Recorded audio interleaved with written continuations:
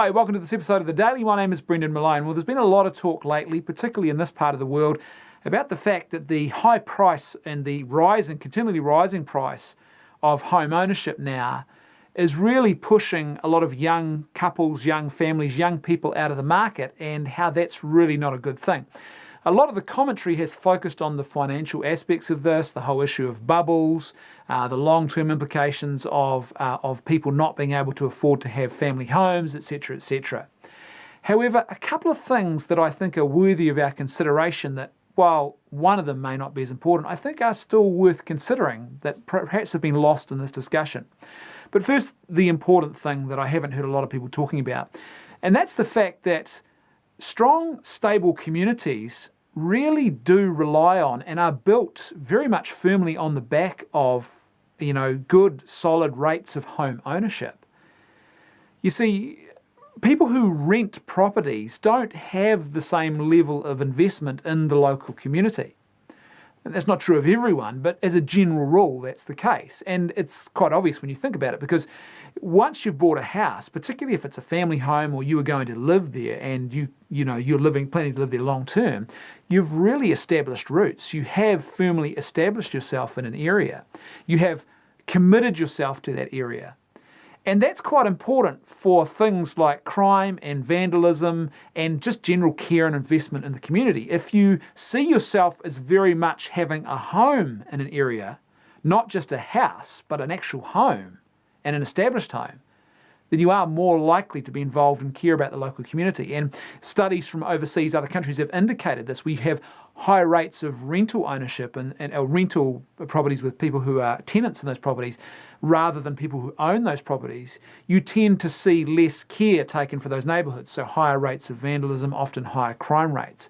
But once people actually go and take that step of owning a property in the area, all of a sudden their investment in the local community, their stakes, and for them personally what's at stake, becomes more real and more present, and it really goes up a notch.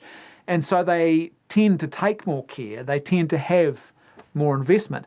Another issue that's not quite as serious, but I still think makes us poorer as a society, is the fact that when you own your own property, generally speaking, most people begin to pick up important trade skills and practical skills just through the basics of home maintenance. When you think about it, when you own your own property, you have to learn, or most people have to, or end up learning skills like painting, basic painting skills, basic carpentry skills, landscaping and gardening skills. They learn basic electrical skills. They begin to learn to understand how real estate works, buying and selling houses. Most people don't just own one house over their lifetime. They begin to learn about how land covenants and other things like that work. And these are all important bits of knowledge, I think, for us to have. I think particularly for us as men, there's something about those practical skills that I think give us and help to feed a healthy sense of identity. They're not the be-all and end-all, but they do, I think, help us to feed a healthy sense of identity, this idea of legacy and building things that matter. I think about my own life and the skills that I have acquired just by virtue of the fact that I am a homeowner. And it's only because I've owned these particular houses now, or homes that I've owned over the years, that I have acquired some of these skills.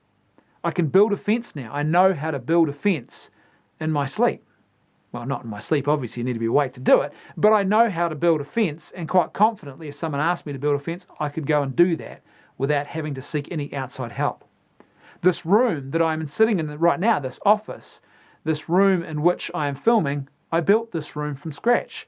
It did not exist 2 years ago when we first bought this house. This was a room that I built from the ground up. The only thing I didn't do was lay the carpet, because it was cheaper and quicker to get a local carpet company to do it. But everything else in this room was built by me.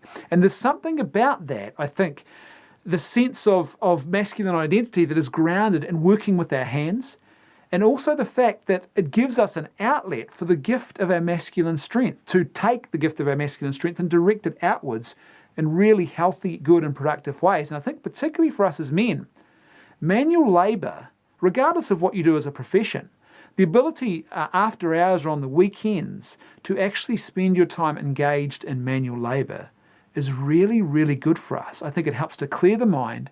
It often helps us to see productivity even when we're under times of stress, and it helps us to deal with stress. Nothing beats seeing a project unfold. Nothing beats looking back on something you've crafted with your own hands and seeing that you have made this thing and you've done a good job. There's something about manual labour where you can actually see your fruits unfolding in front of you that give you a sense of productivity and worth that is actually really good for lowering your levels of stress and helping you to live a pretty well-adjusted and balanced life. And I think we are poorer as a society the more men there are who don't actually get to learn those skills and spend their time using their hands in such worthwhile, challenging and rewarding ways. Thanks for watching. I'll see you tomorrow on The Daily.